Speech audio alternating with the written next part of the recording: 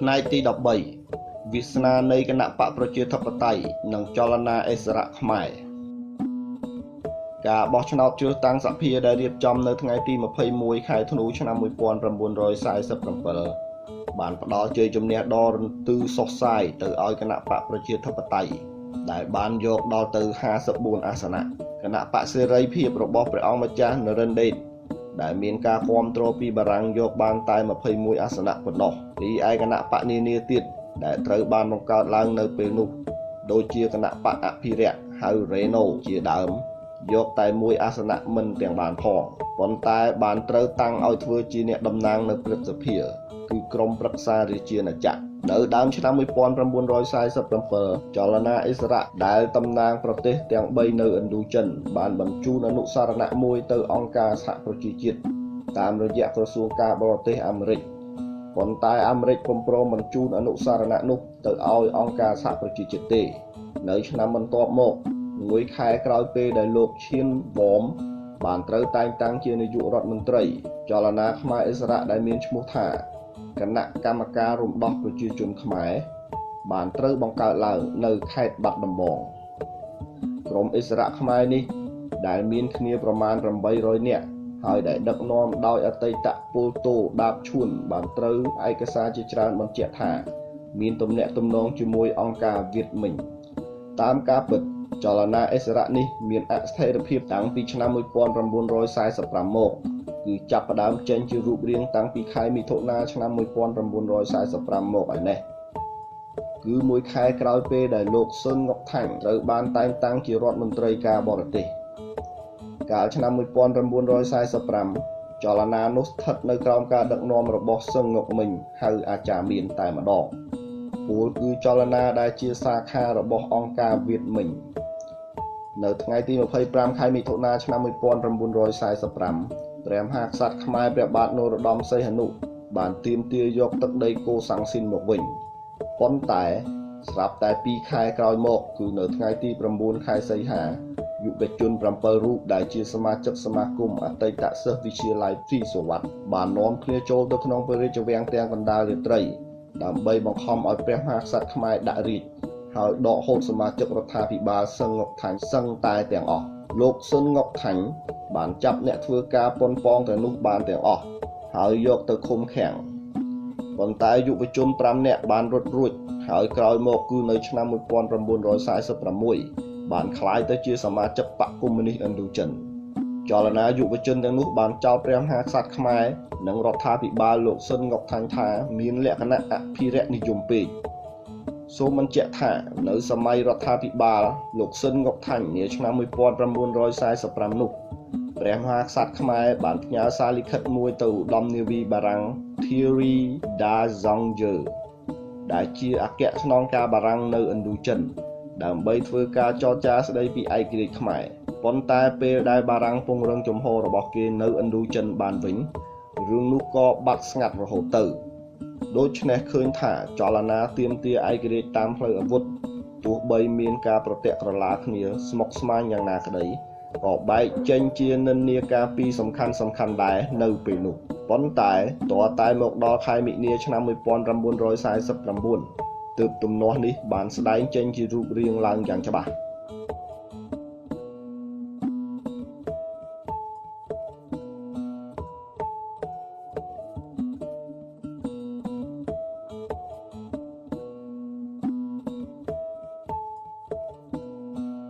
នៅពាក់កណ្ដាលឆ្នាំ1949នោះ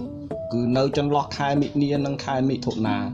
ក្រុមអិសរាជខ្មែរនានាបានធ្វើការវាយប្រហារគ្នាទៅវិញទៅមកយ៉ាងខ្លាំងក្លាក្រុមខ្មែរអិសរាជខ្លះយល់ថាត្រូវធ្វើសហការជាមួយវៀតមិញក្រុមខ្លះទៀតប្រឆាំងដាច់ខាតនឹងគំនិតនេះប៉ុន្តែគឺនៅពេលនោះដែរពួកអ្នកជាតិនិយមបែកចេញជាពីរក្រុមមួយប្រកាន់ឆ្វេងមួយប្រកាន់ស្ដាំ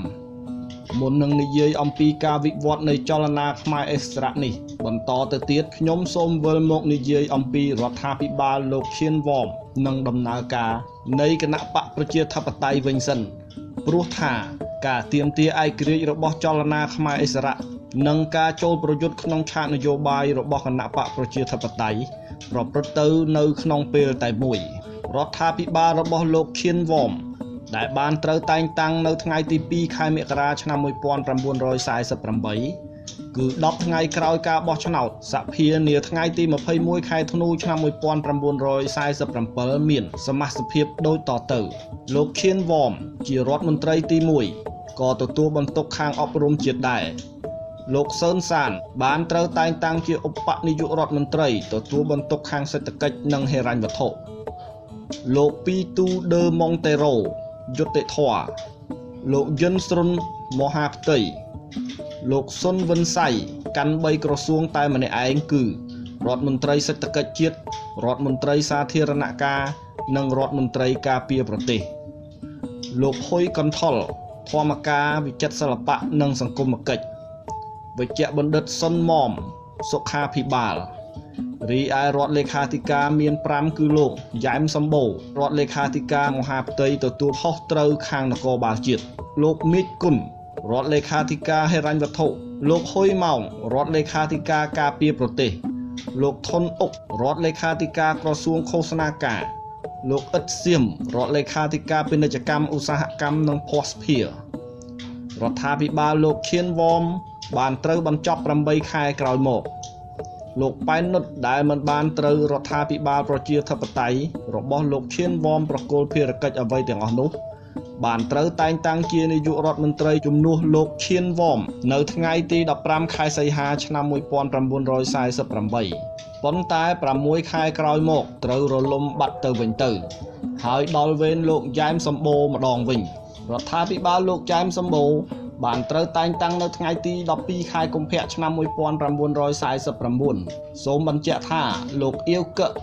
ដែលធ្វើជាប្រធានរដ្ឋសភាតាំងពីឆ្នាំ1946មកខិតខំធ្វើអ្វីគ្រប់បែបយ៉ាងដើម្បីជៀសវាងកុំឲ្យមានទំនាស់ជាមួយព្រះរាជាគឺសុខចិត្តនិយាយនឹងអ្នកប្រជាធិបតេយ្យដូចគ្នាឲ្យតែងតាំងលោកយ៉ែមសម្បូរធ្វើជានាយករដ្ឋមន្ត្រីតាមសេចក្តីស្នើរបស់ព្រះមហាក្សត្រដោយយោងទៅតាមមាត្រាទី21នៃរដ្ឋធម្មនុញ្ញប៉ុន្តែលោកយ៉ែមសម្បូរបានត្រូវសិស្សវិទ្យាល័យស៊ីសុវត្ថិប្រឆាំងយ៉ាងសម្បើមនៅពេលនោះព្រោះលោកបានបើកកាស៊ីណូមួយដែលជាហេតុធ្វើឲ្យខូចកិត្យានុភាពរបស់គណៈបកប្រជាធិបតេយ្យយ៉ាងដំណំនៅពេលនោះសិស្សវិទ្យាល័យស៊ីសុវត្ថិនាំគ្នាស្រែកជេរថាមាសសាអែមយ៉ែមសម្បូរបើកកាស៊ីណូបិទវិទ្យាល័យនៅទីបំផុតគណៈបកប្រជាធិបតេយ្យបានត្រូវអ្នកឱកាសនិយមយកទៅធ្វើជាឈ្នន់ធ្វើប្រងើយនៅថ្ងៃទី18ខែកញ្ញាឆ្នាំដដែលព្រះមហាក្សត្រខ្មែរព្រះបាទនរោត្តមសីហនុបានរំលាយរដ្ឋសភាចោលតែម្ដងទោះយ៉ាងនេះក្តីលោកអៀវកឹកខិតខំធ្វើការតវ៉ាប្រឆាំងយ៉ាងអង់អាចនឹងរបៀបកំណត់ឯករាជ្យរបស់បារាំងដែរគឺឯករាជ្យដែលគ្មានលក្ខណៈបរិបូរអ្វីទាល់តែសោះលោកអៀវកឹកត្រូវគេធ្វើឃាតនៅថ្ងៃទី14ខែមករាឆ្នាំ1950នៅថ្ងៃទី3ខែឧសភាឆ្នាំ1950ព្រះមហាក្សត្រនរោត្តមសីហនុទទួលភារកិច្ចដឹកនាំរដ្ឋាភិបាលជាបណ្ដោះអាសន្នសិនហើយមួយខែក្រោយមកគឺនៅថ្ងៃទី1ខែមិថុនាឆ្នាំ1950ព្រះអង្គប្រគល់ភារកិច្ចរៀបចំរដ្ឋាភិបាលថ្មីមួយទៀតទៅឲ្យព្រះអង្គម្ចាស់ស៊ីសុវត្ថិមុនីពង្ស